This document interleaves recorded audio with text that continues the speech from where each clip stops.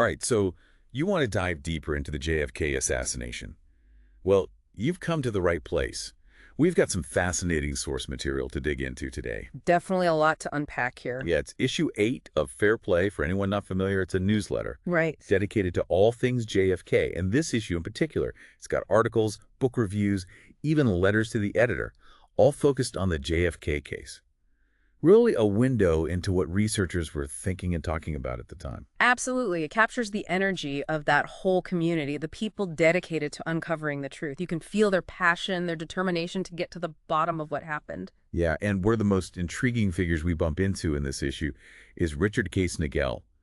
Talk about a mysterious character. Awesome. Author Dick Russell even said, and I'm paraphrasing here, but basically, I wish I knew what Nagel knows. Yeah, Nigel's story is definitely one of the most captivating in here. He claimed to be involved in, get this, an intelligence operation tied directly to the assassination. He hints at a plan to frame Oswald and then, get this, eliminate him in Mexico City, like something straight out of a spy novel. It's wild. And then there's this letter he wrote to Arturo. Now, we know Arturo is Arthur Greenstein. Right. And this letter is full of cryptic clues and just bizarre anecdotes. He even throws in a story about a steel-eating machine that breaks out of prison. What's that all about? Well, you gotta wonder if that anecdote, strange as it is, might actually be a clue. Maybe Nagel's way of hinting at the absurdity of the official narratives, like he's saying, things aren't always what they seem. You know, like, don't believe everything you hear. Right, right. And then there's this line about Aide Greenbaum and the Bureau of Public Roads. I mean, what's that all about? That sounds pretty ordinary, right? It does, but you gotta remember, this is the Cold War. Back then, even seemingly boring organizations could be fronts for, well, for intelligence activities. Maybe Nagel's implying a connection between this Greenbaum character and, say, the CIA. Okay, so we're possibly already seeing a link to intelligence agencies. Potentially. And then it gets even weirder. Oh, yeah. He mentions Patsy and something called the Xmas Present Caper. So, sounds like some plan involving Cuba, maybe with really serious consequences for Kennedy. Yeah, the details are vague, but the implications, they're chilling. Nagel's painting a picture of a very complex situation, a lot of players, a lot of motives. And Patsy, well, they might have been caught in the crossfire. It definitely adds to the idea that the assassination was way more intricate than the official story suggests. Yeah, much more going on beneath the surface. And then the way he ends the letter, it's like, end of lead! Not hardly. It's like he's practically daring us to figure out the rest of the story. Oh, absolutely. He's leaving us breadcrumbs, challenging us to dig deeper. Like he's saying, you think you know the JFK story? Think again. He wants us to question everything. Challenge accepted. Okay, let's shift gears for a bit. Talk about being in the right place at the wrong time. James Alchins, the Associated Press photographer who captured that iconic photo, you know the one, of the assassination as the first shot was fired. He was right there in Dealey Plaza. Talk on a front row seat to history. Algy's perspective is crucial because, well, he was there. He even said he initially thought the sounds were firecrackers, which just shows how chaotic and confusing everything was in that moment. You can imagine the sensory overload, the noise, the crowds, the suddenness of it all. Absolutely. And then later on, he testifies to the Warren Commission. Right. But then he refuses to testify at the Clay Shaw trial. Interesting, right. Very interesting. And here's another thing about Algyns. He was pretty dismissive of conspiracy theories. Seems like he believed the lone gunman theory. Yeah, and that just goes to show even those right there in Dealey Plaza had very different interpretations of what happened. It highlights the need to look at everything, all the viewpoints, not just dismiss anything outright. That's an excellent point. Okay, so this issue of Fair Play also takes us to a conference held in, of all places, Dealey Plaza back in 1995. It's like a snapshot of the JFK research community. All these folks dedicated to uncovering the truth. Dedicated and resourceful. I mean, they even talked about making an infomercial to raise money for a truth commission. Wow, they were pulling out all the stops. And then there's all the talk about the Paschal film. Right, right. This recently discovered film that might show the grassy knoll, maybe even some key figures. Talk about a potential game changer. And of course, controversy too, right? Like, who owns this film? How much should it cost? You know, should you profit from something like this? A piece of evidence that could rewrite history? Big ethical questions there. But going beyond the film itself, the conference also shows, well, kind of the internal conflicts, the tensions within the research community itself. Yeah, definitely. It's a good reminder that even when people share a common goal, like uncovering the truth about the JFK assassination, there can still be disagreements, clashes of personalities. It's human nature, right? Absolutely. And it adds another layer of complexity to this whole thing. Speaking of complexity, there was this one presentation that really shook things up. John Armstrong presented his two Oswalds theory. Oh, yeah, that one. That's a real head scratcher. He's basically saying, what if there were two Oswalds?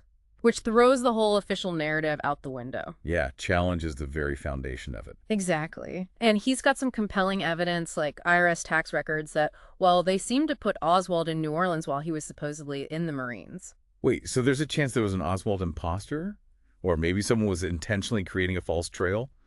I mean, this changes everything. It really does. Throws a wrench into the timeline, makes you think about levels of planning, deception, the whole thing. It's a lot to wrap your head around. Absolutely. So, amidst all this research, all these theories, there was a powerful moment of reflection at the conference. A moment of silence held in Dealey Plaza. And Penn Jones, a prominent researcher, spoke about the loss of a voice in government, how dangerous it is when assassination is used as a tool of control. Powerful words. It reminds us that the JFK assassination wasn't just a tragedy for one man and his family. It was a pivotal moment in American history, a turning point. And we're still dealing with the ramifications today.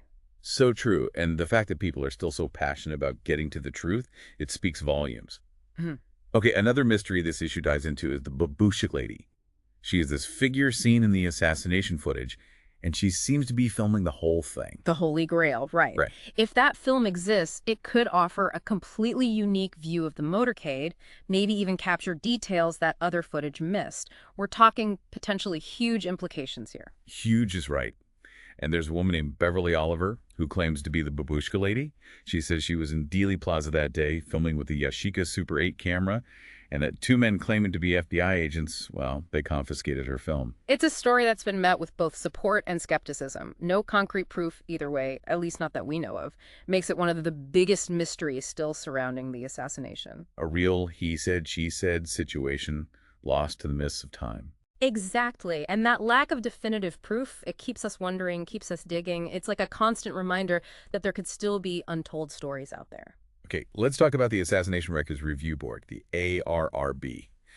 Their mission was to release documents related to the assassination.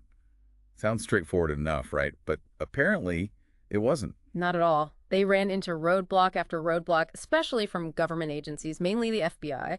They really tried to keep certain files under wraps. There was all the secrecy. What are they hiding? And then there's this whole issue with RIFs, these record identification forms. Apparently, there was a big fight over which documents should even have them. It raises a lot of suspicions, like what are they trying to keep hidden? What could be so sensitive, so explosive that they'd go to these lengths to keep it under wraps?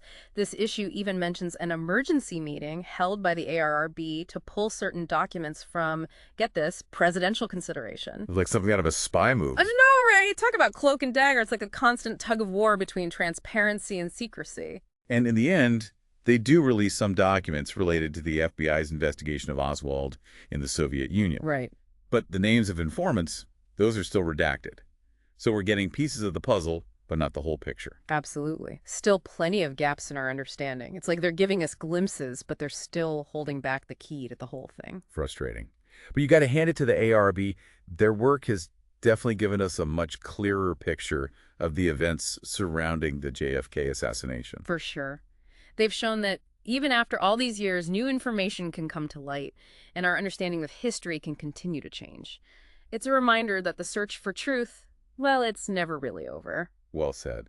Okay, one of the most fascinating analyses in this issue is what Joe Riley calls his model of Mexico City.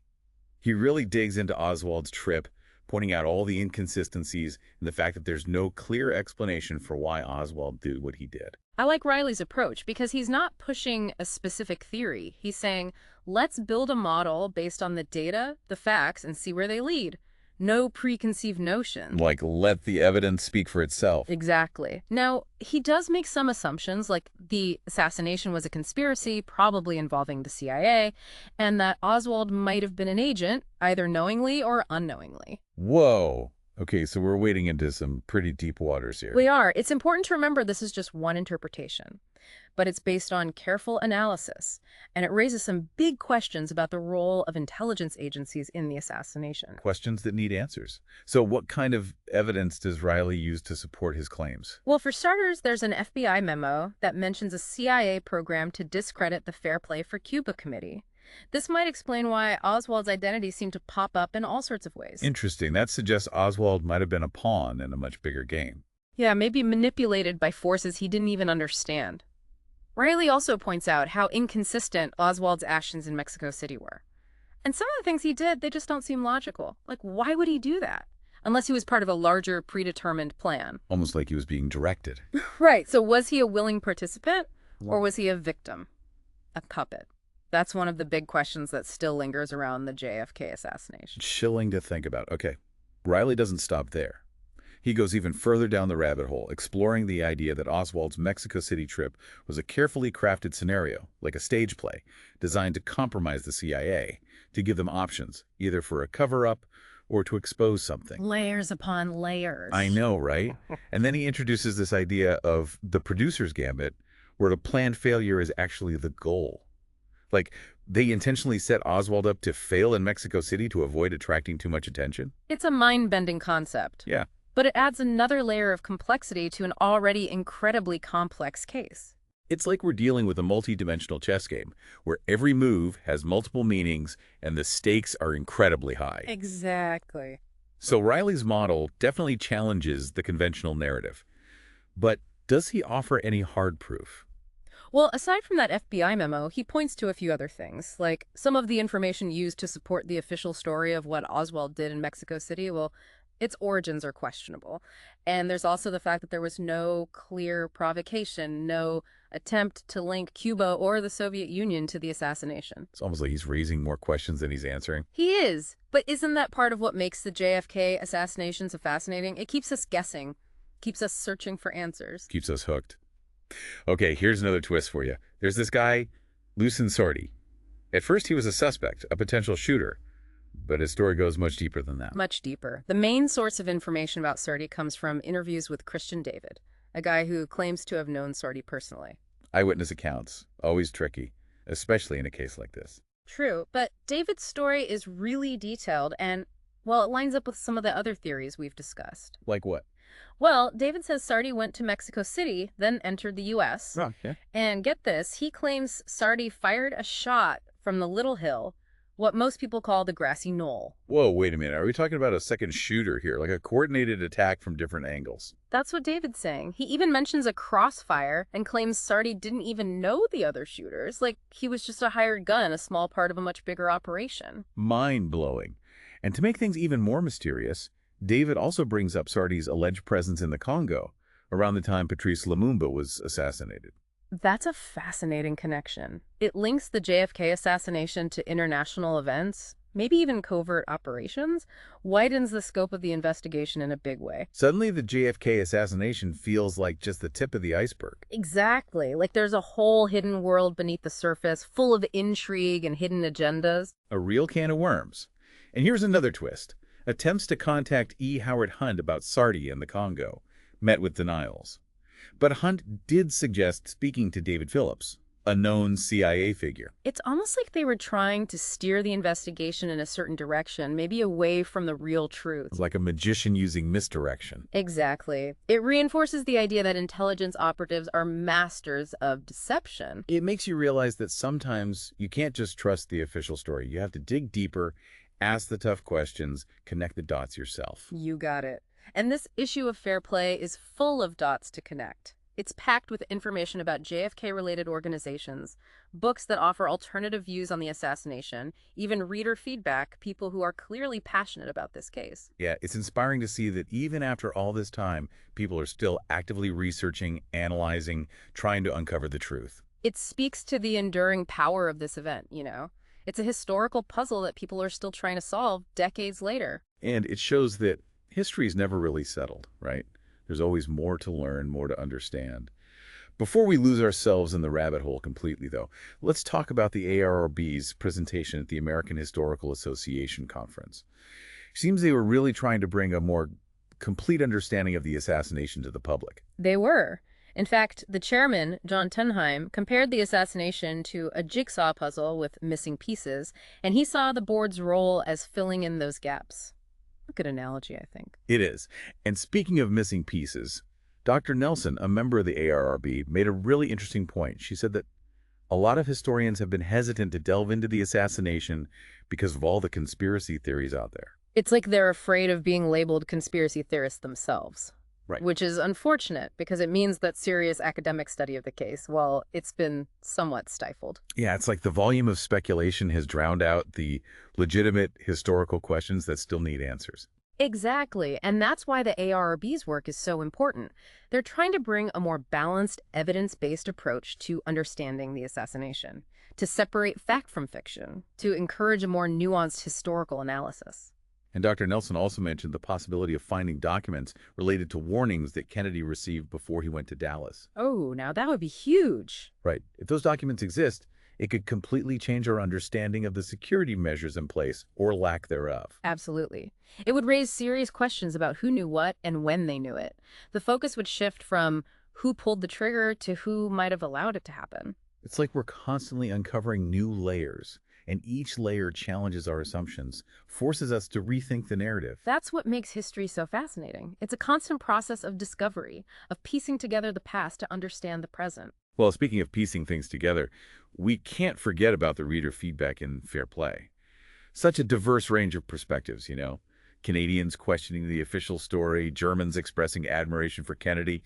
It's all in there. It shows how deeply this event resonated with people from all walks of life, all over the world. Absolutely. And of course, you always have those readers who inject a bit of humor, even into a serious discussion like this. Like the person who compared Oswald acting alone to Ringo Starr being a good drummer. Classic. But it highlights an important point.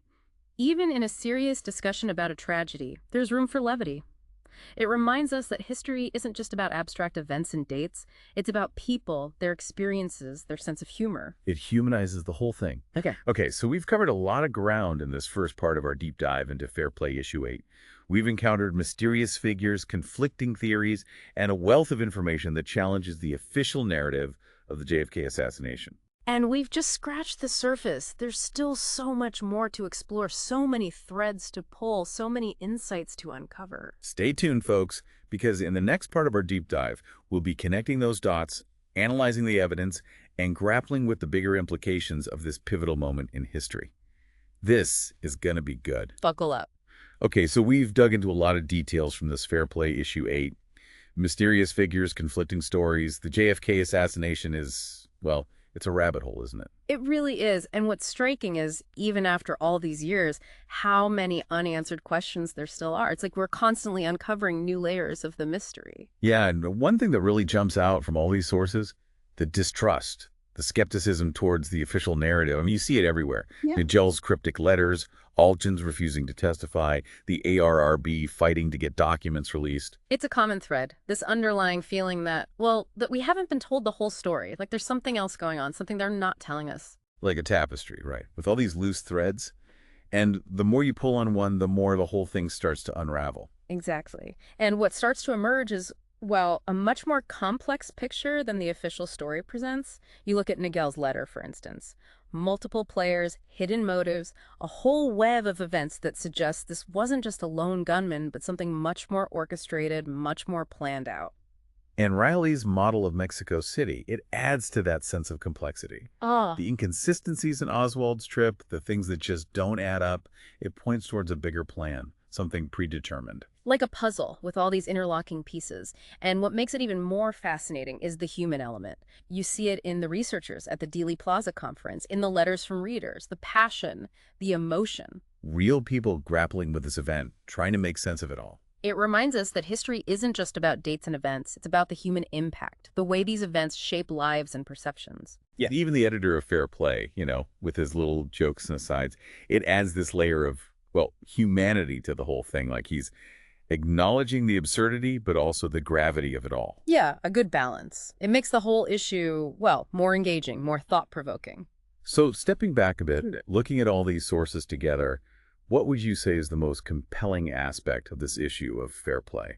For me, it's the way it brings together all these different perspectives. You've got eyewitness accounts, intelligence reports, forensic analysis, and then all the interpretations, the theories that people have developed over the years. It's like a kaleidoscope. Hmm. All these different angles on a single event, each one offering a glimpse into a different part of the truth. And it doesn't shy away from presenting conflicting viewpoints, right?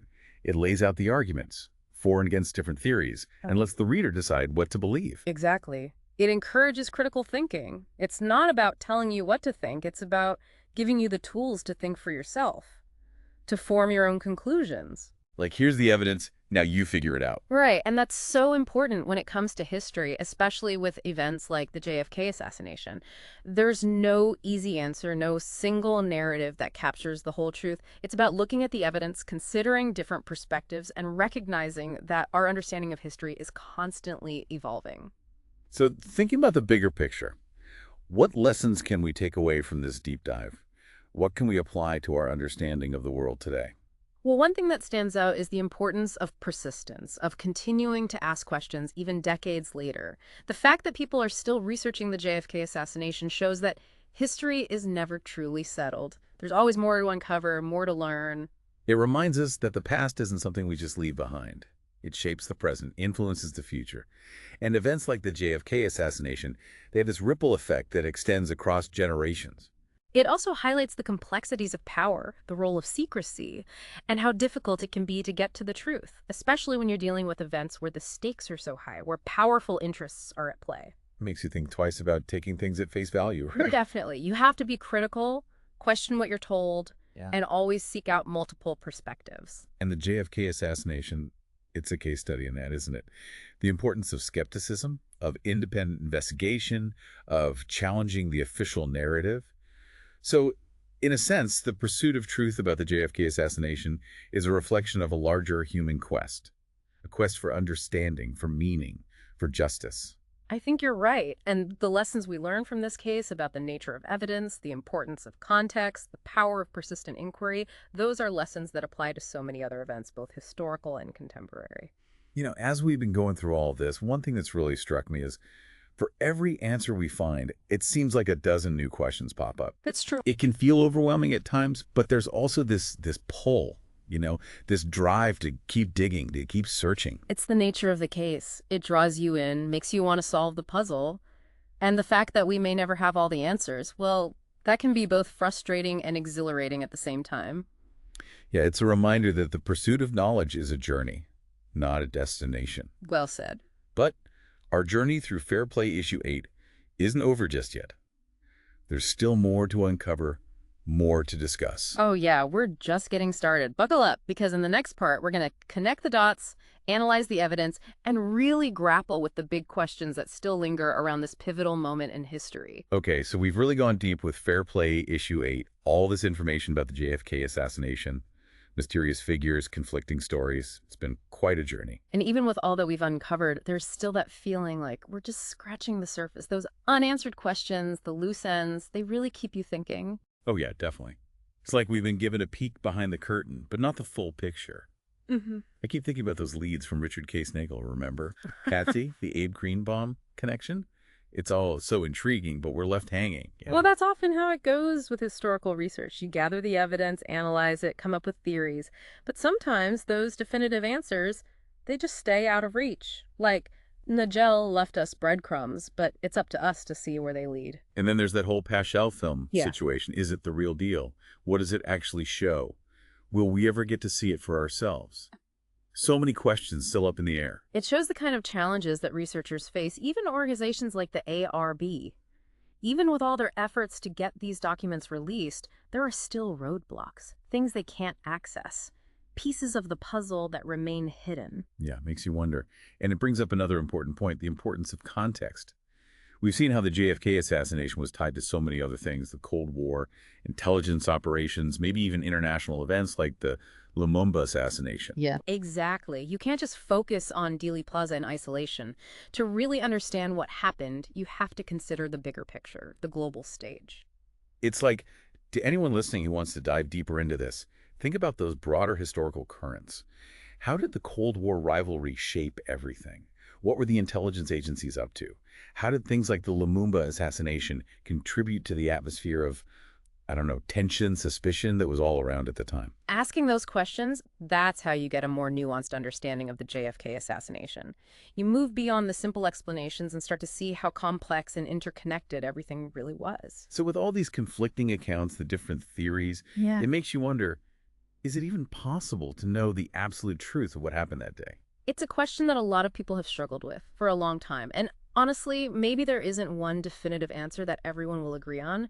But what we can do, I think, is equip ourselves to evaluate the information, to think critically, and come to our own conclusions based on the evidence. So instead of getting hung up on finding one single perfect truth, it's more about understanding the different viewpoints, the motivations of the people involved, the historical context, all of that. Exactly.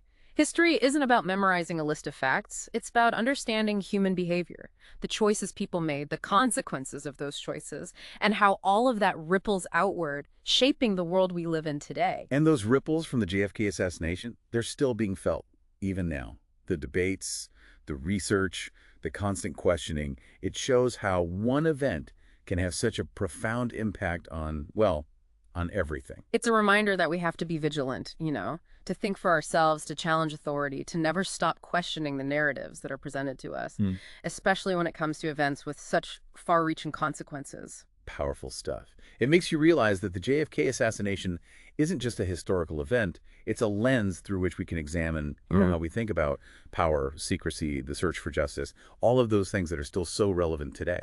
Absolutely. So as we wrap up our deep dive into Fair Play Issue 8, I'm curious, what do you think is the most crucial piece of the puzzle that's still missing? If you were leading the investigation today, where would you focus your efforts? That's a great question. And you know what? That's something for everyone listening to consider as well. We've gone through a lot, unpacked a ton of information, but this journey doesn't end here. Yeah. Keep exploring, keep questioning, keep those conversations going. It's how we get closer to the truth. Couldn't have said it better myself. Thanks for joining us on this deep dive into Fair Play Issue 8, everyone. We'll be back soon with another fascinating look at a different piece of source material. Until then, keep those minds curious and those questions coming.